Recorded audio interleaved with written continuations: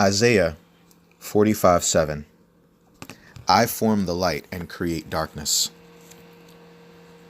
I make peace and create evil.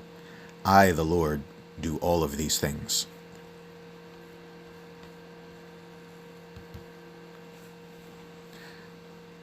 How is this accomplished? It is accomplished by the power of Aries, an aspect of God. So astrology gives us the means to learn the common principles between things. Excuse me. By discerning secrets in their collective truth, and by knowing the mechanics of creation, it shows us what the elements are doing as they dance through us, and how we can use those forces to maximize our potential. The archetypes in astrology give us a template for describing, as we engage one another from a higher perspective than our ego, what energy is doing through us. Through our interpersonal relationships, for the collective and internally. It shows us where we fit into the collective and what the matrix is trying to accomplish through us, for our own benefit and for the benefit of the whole, because all things are connected. The 12-fold nature of light gives us the math for a quantifiable breakdown of its potential relative to the perspective, its perspective, as it, the photon, or the atom, or the human, or the earth, or the sun, evolves through a cycle. The variables within this cycle may change depending on the axis of its rotation, the resistance it meets, angular velocity, momentum, etc. So Aries is the first of these, the angles of its perspective. It represents the momentum of impact when force meets form. With Aries, it goes into Taurus. Taurus is earth. It's impacting some form of resistance as it incarnates in time. See, archetypally, force can be anything from, the impact of an idea. It could be the impact of your words on someone's mind. It could impact, it's the impact of friction as voltage meets resistance. It gives us mathematical values to solve for the decay rate of a heat index. It describes the moment when something is met with challenge to accomplish a task. So Aries axiomatically gives us values for law governing the relationship between restriction and freedom, or between being bound and expressing freedom of movement or of expression. Because the subconscious mind understands reality by what is symbolic. The perspective of the photon has given us the sort of, through itself, the collective experience to shape what we all collectively agree on to be possible. By Aries, do we initiate our will to create, destroy, or overcome restriction. It's a principle created by a vacuum of conditions that arises when resting matter is urged into motion. It's like the electricity that is summoned by the magnetic forces that lure it. So my first assessment of Aries is of its astrological meaning. Obviously, everyone knows someone who is an Aries who displays some form of tenaciousness, right? They're arrogant, maybe a bit cocky, or overly confident, or confident in some way. There's always a hint of confidence to them that may be alluring or sexy, because you know, they usually know what they want, and they tend to get it.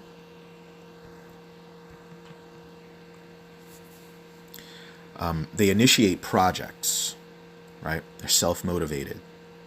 They're usually pretty impulsive, very assertive, typically make great warriors, athletes, generals, people who love war, the art of war, or the art of engaging something.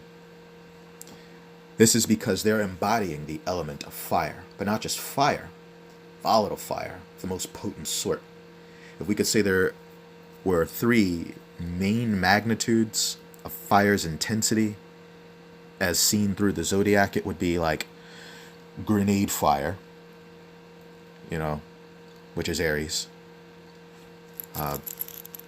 Leo, or campfire, which is like equal fire. It's equality fire. It's fire that warms. It's healing, nourishing, feels good in some way, or it permits for growth of some sort, life. It's perfect fire, and then you have the other end, which is like inferno.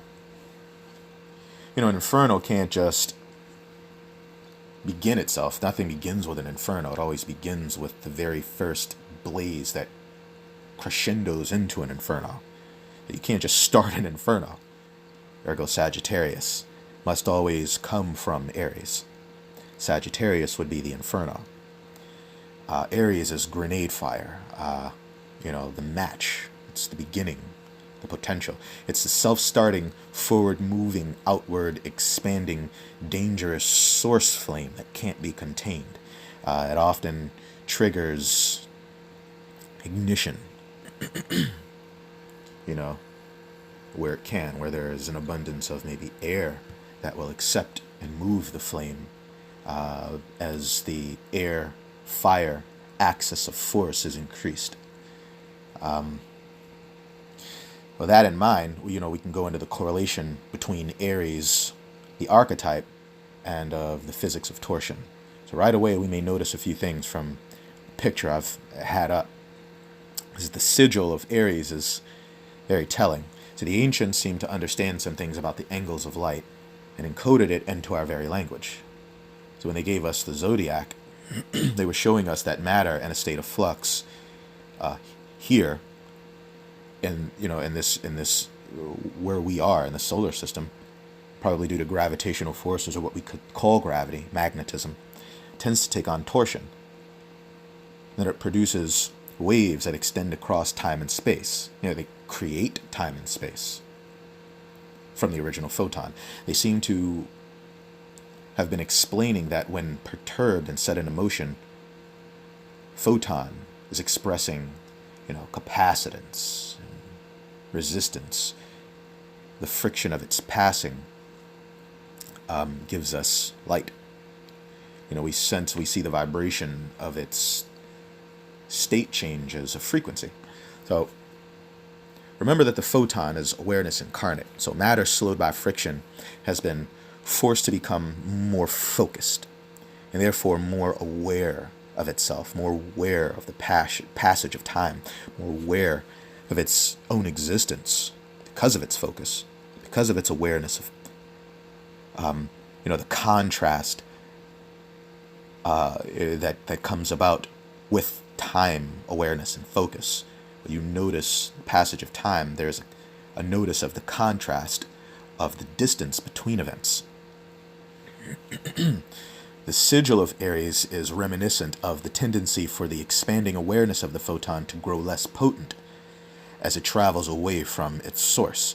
So this gives all of matter the same tendency. Water and moisture will climb up a dry paper towel, as I mentioned in the previous video, until a small pool of it has fully absorbed into the dry medium.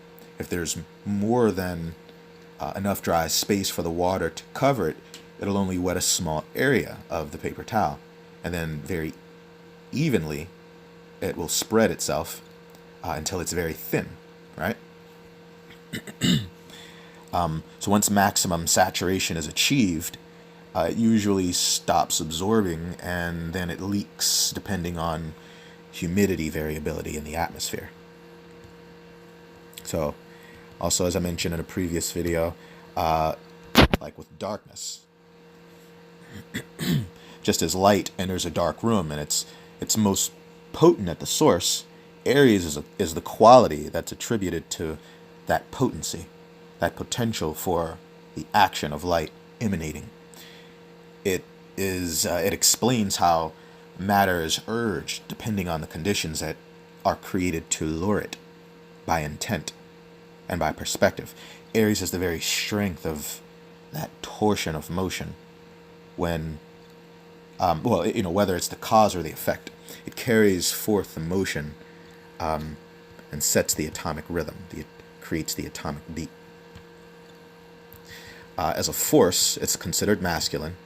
Masculine in the occult refers to something that is assertive or is used for action or penetration. It's the idea that if all the universe were broken into a binary code, Aries would represent sort of go or yes, or culminate into a yes from a go. In the tarot, the Sun card, which is oddly Leo, tends to refer to yes. It's an act of fire, the benevolence of fire, when it is, at an ideal tensity. So Aries is part of that trinity of flame, which is red, yellow, blue. Aries, red, yellow, Leo, blue, Sagittarius. It's like an engine. If you ever studied physics, you have the Y phase configuration, or even a delta phase configuration. We know in astrology that the delta or the trine is an incredibly powerful yet harmonic angle of light. Requires 3 points. So being that it represents go, there's a positive flow of current, which gives it its masculine quality. So even numerically, odd numbers represent matter in a state of unevenness. So matter will have a tendency to seek equilibrium, like water and darkness or light, rather. Essentially, for matter to balance itself, one must become two. So, or three must become two, or even four. See, it's the desire for matter to seek its equilibrium because it recognizes that masculine and feminine, or itself and its opposite, or its opposition, must be reconciled in order for it to achieve a state of harmony or atomic decay, perfection in its absence of polarity, when it's in a state of rest and returns back to the void, ironically. Circumspectively, the equilibrium of a single particle can only be accomplished if there is a way to define it by its twofold nature. Consider how that branches out into physics. You take a rock, for instance. You stand a single rock up tall, right? And it usually tips over. You find the exact center point of its halves, and it stands. You add two rocks together, and their center points mean less because together they are sturdier. If they can be leaned together, they would share a center of gravity. So odd numbers represent matter acting as force and seeking evenness. It's just the way matter behaves, as Adam seeks Eve. And even numbers represent matter acting out a state of rest as form. I'll repeat that. Even numbers are what is, that's matter acting out a state of rest. That is it achieving form. See, you have even odd in the Zodiac, or odd even, depending on, you have odd, which is Aries, even, which is Taurus, odd, Aries, masculine, even, feminine, Taurus. You have Gemini, odd, 3, masculine, Cancer, even, feminine, water, right? That's the interesting thing about it. There's this dance to it all that's marked by the progress of odd to even. So,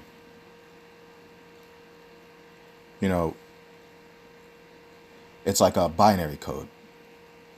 One is masculine, the other feminine. One go, the other stop, or in this case, recede. Alternating current takes place when each polarity seeks completion through the other, being separated by the perspective of their own division. It's all an illusion. The sigil of Aries again shows us how moving matter in a torsion field will have the tendency to condense into a state where it has either released heat and fallen deeper into matter as a flowing or still form of lower frequency, and into crystallization or materialization, or it has taken on heat and raised into a higher vibration by polarization or amplitude. It becomes force, creating a torsion field of intent, whether physical or symbolic, eventually finding its way back to stillness once it has fully exerted its pressure through its intermediary, playing out the resistance and the release of its heat and its evolution as it creates something new. It synthesizes something. See, this also plays out in the mind as we transmute force. We either internalize it and process it through like inner elements in alchemy, or we externalize it and process it through action and manifesting intent. So when we internalize it, we turn it into form. We create something new inwardly with it and transmute it. That is the secret of alchemy. A master alchemist is a master of both force and form. Once he's taken up his holy cross and conquered it, he's learned to internalize and externalize force and form. Aries is the sigil that, it seems duplicitous actually. If you notice, it has where it suggests that force has taken two relative paths. And although meeting resistance is learning in time, that resistance teaches us to yield.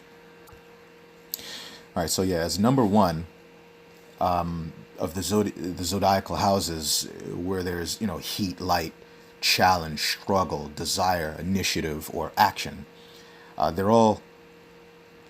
these are all qualities concerned with Aries archetypally, and this is where these qualities sort of emanate from the very beginning of that. This is what summons the force.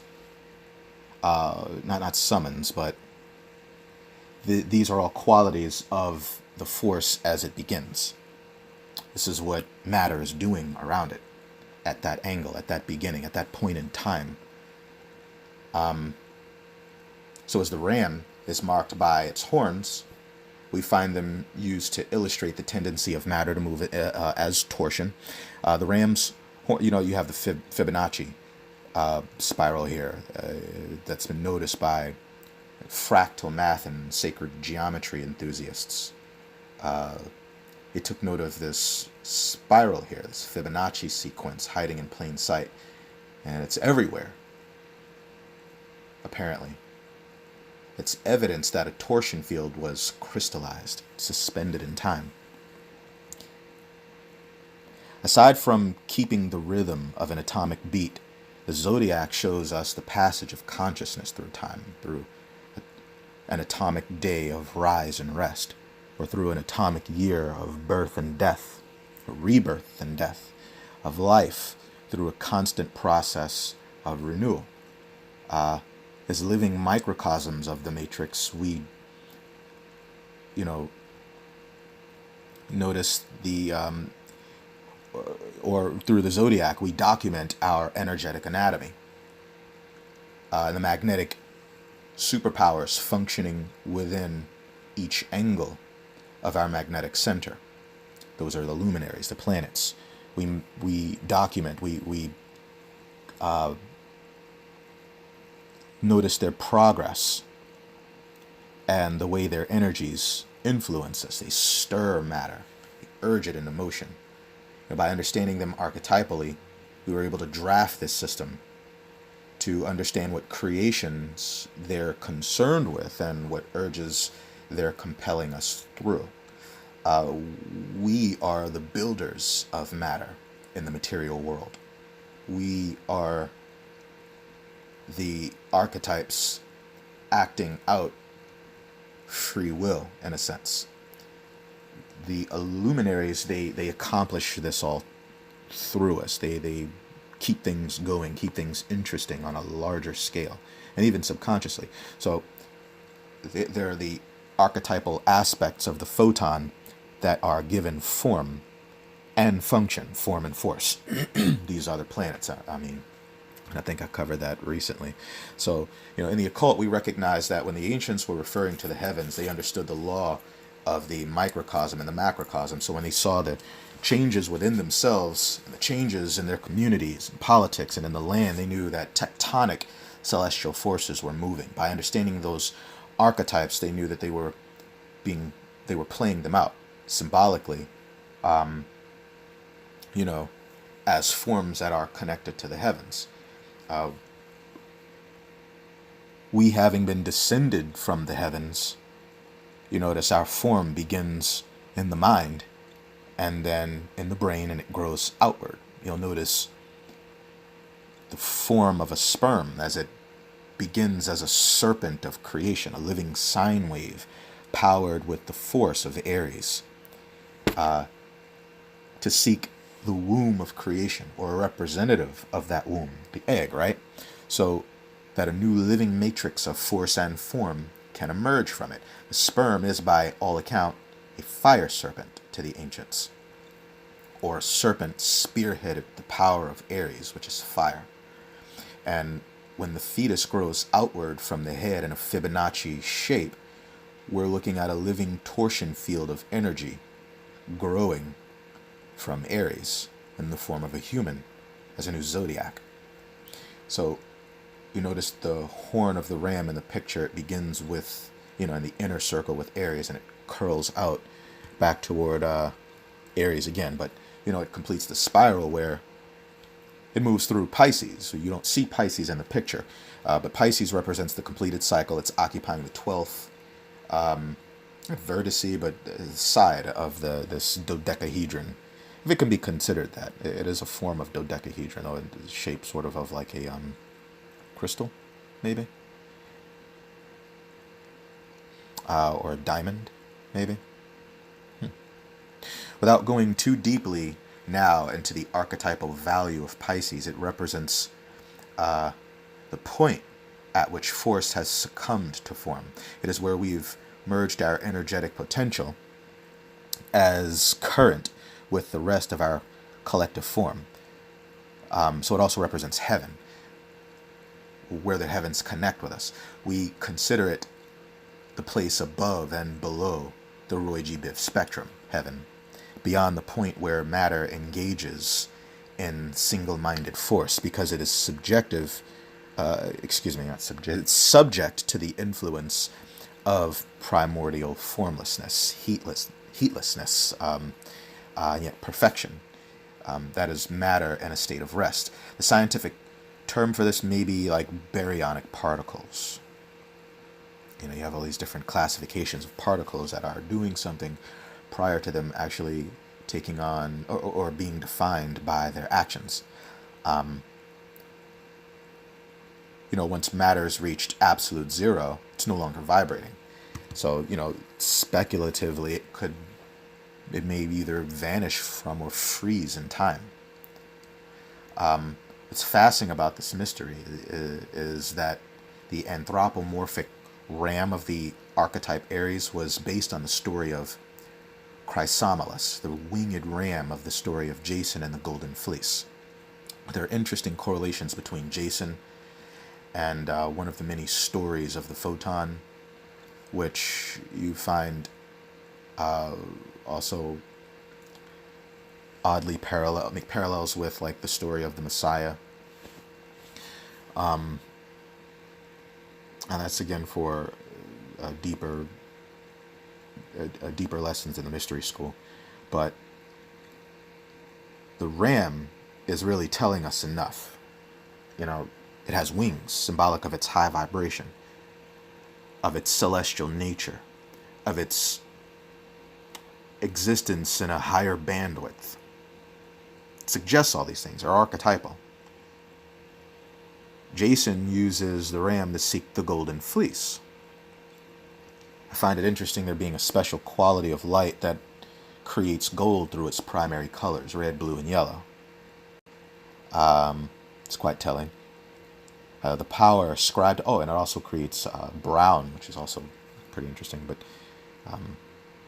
when the passion of brown is raised, it becomes gold, or it could be seen that way, or the yellow of it, perhaps. And the power ascribed to the fleece, yellow corresponding to the sun, and a value moral value, the height of moral value. But again, later on when I cover Leo, also the height of the sine wave. So in the power ascribed to the fleece is totally a subject for the mystery school, because I believe it imbues the user with like the ability to hide beneath the veil, or hide beneath the covenant or the rainbow, or hide beneath light, become invisible. I think that's its power.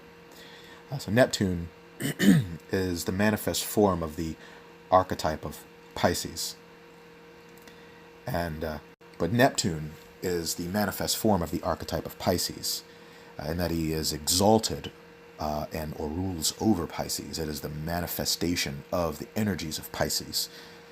So it's like, what else did the ancients know?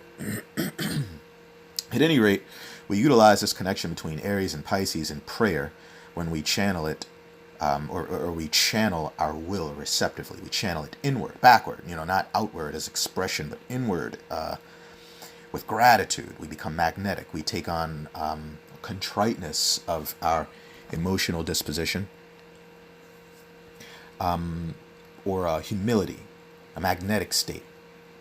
We create within us the conditions for heaven by its intent, celestial intelligent voltage, to use us as a focal point for manifestation. We call down or summon its voltage through us by taking on the electromagnetic frequency of the emotion of gratitude. It's one of the secrets of manifestation. We become, through the receptive state, focal points for loving and gentle manifestation that's rooted in love and humility, through prayer. So you can't pray for something that's going to hurt for someone, right? It doesn't work that way. But you can use manifestation, or the manifestative powers of heaven, to invoke a curse, or even to set things in motion to destroy someone else's life. You'll suffer the backlash of that karma unless they accept what force you are, what force is coming from you. If they don't accept that force from you, there's a backlash. It's all by intent and perspective, which is by, in some, they know, based on some of the most rudimentary understandings of occult, the occultism, or the occult knowledge of energy, is that, in the occult, they say, those who practice black magic, they'll always tell you what it is they intend to do to you before they do it, because you have to, in some way, accept it, even if it's in, where you understand on some level what their intent is and don't make a move to defend yourself. You've sort of accepted it, and they aren't held responsible for what happens to you if they set a bomb off beside you and they tell you, and they let it go, and you have the free choice to run. and you sit there and take it, you're going to explode. And heaven isn't going to stop it. Unless it has other, unless you were legitimately just like, looking the other way and something happens. Sometimes, things happen and you, by a power that has nothing to do with you, are saved for whatever, destiny the photon has for you. If you're here to accomplish some other work and your life line isn't supposed to end until something great happens, you may be preserved until that work takes place. And in a very gentle way, you may find yourself live out a comfortable life or you may be taken out in a flash where you never know it and you never feel the pain of it, but that's some mercy killing, and that's the photon calling you home. But it's a funny way to think about it, but oddly enough, it's kind of true. It's so crazy though. So there's prayer. In our day-to-day lives, we engage one another with intent and with force, and we charge the elements. We disturb the collective elemental field with our ripples, the ripples of our actions, and they have cascading effects on ourselves and on the rest of the world. It's like ripples spreading out from a pond or from the force of a rock splashing. It culminates with the force that and because of our engagement by force with low vibrational understanding, low vibrational intent, or low vibrational qualities, we're moved by instincts and a lack of understanding. We create these ripples with the evil, the unconscious darkness, the shadow in us, the things that exist within us that we haven't cast a light on to notice about ourselves, that have subconscious effects on our actions, that urge us to engage force with force, for instance, not understanding that we have the choice to internalize it or to transmute it into love. So force that each one of us unconsciously, when we sin, or sine wave, collectively culminates with this force that and in patriarchy, this is the direction of force. It creates industry. It creates necessity. It creates scarcity. It creates democracy. This is what the effects of our actions have created. It creates the conditions for these things to manifest, because by constantly sinning or signing or engaging the world through action and constantly changing, we have to maintain that rhythm, that vibration. It creates the need for a constant flow of our will, which is, the stock market, it's the economy, it's commerce. This is the manifest aspect of the patriarchal force. It's external. If we continue to create these sine waves or to sin with mismanaged intent, we'll continue to build a world of mounting heat and pressure seeking release through elemental turbulence. Disturbs the ether. So the sigil also oddly represents the shape of the letter V. And when you dive deep into the study of phonetics and languages, you find that they share a common root in their expression of force and form. Many of the older languages were heavily, crafted of the view toward the expressions or the many different expressive natures of the photon. It's the movement of electric current, or the changing state of matter through the elements.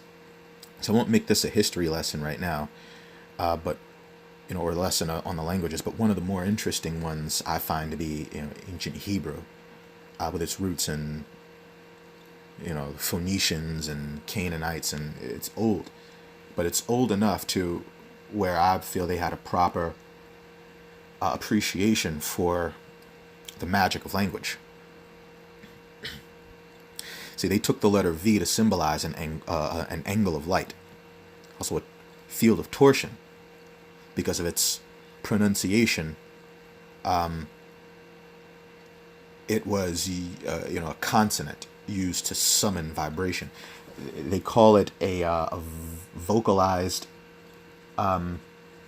labiodental fricative, where you use the upper lip and the teeth and impress upon, the atmosphere a vibration that to us sounds like v, but the sound is vibration incarnate. It's where we get vibration from. The v, that is vibration, right? So they took their vowels very seriously because they understood the geometrical impact certain word patterns would create on space and time, and then coupled with their intent might actually evoke a subtle wave of current that would urge the voltage of God and manifest with unforeseen occurrences or actions that they didn't really always want to be held responsible for. So I'll cover all of this more in part 2.